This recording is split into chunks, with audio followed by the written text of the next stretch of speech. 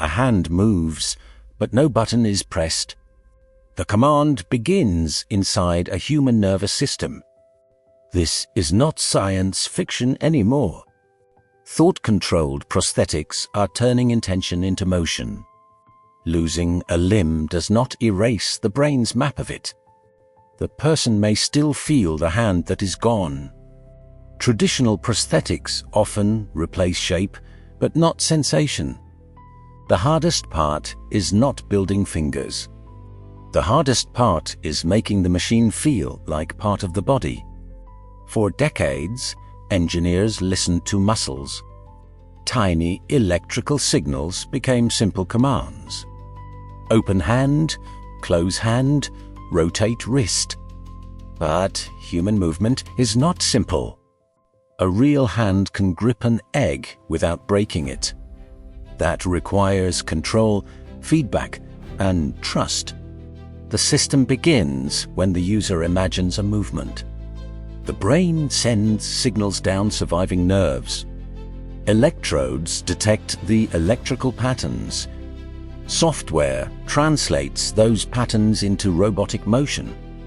The prosthetic hand then moves almost instantly. Some systems go even deeper.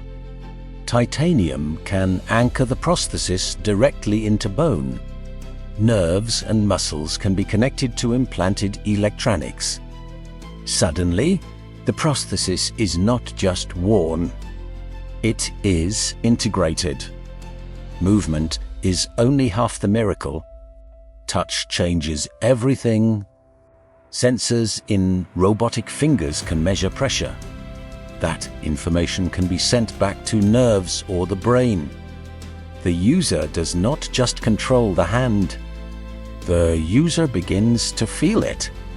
That feedback can reduce the need to stare at every movement.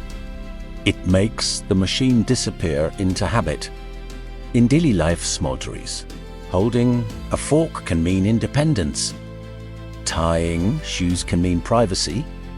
Picking up a child can mean identity restored. These devices are also changing rehabilitation. The prosthesis can learn from the user.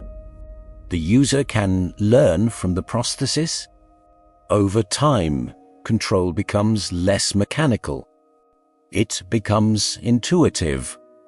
The most advanced systems combine robotics, surgery, neuroscience, and artificial intelligence. One prosthetic arm can contain motors, sensors, processors, batteries, and custom control software. Some experimental hands can detect grip force in real time. Some research systems can return touch-like signals back to the nervous system. Some bionic legs now use muscle intention to make walking feel more natural. The goal is not to build a stronger robot. The goal is to rebuild the loop between intention and sensation. But the future is not simple. Advanced prosthetics can be expensive. Surgery carries risk. Implanted electronics must survive sweat, movement, impact, and years of use. Neural signals can change over time. Software must adapt without becoming unpredictable. Privacy also enters the story. A prosthetic controlled by the nervous system creates intimate biological data. The question is no longer only what the hand can do. It is who controls the information behind it. Around the world, limb loss is not just a medical event. It affects work, family, confidence, and mobility. A better prosthesis can change a person's economy. It can change mental health. It can change how society defines disability. The deeper revolution is not metal replacing flesh.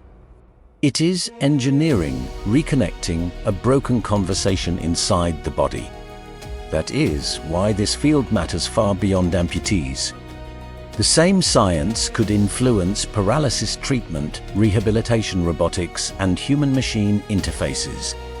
The next race is embodiment. Engineers want the user to stop thinking about the device. The perfect prosthesis may be the one that disappears from attention.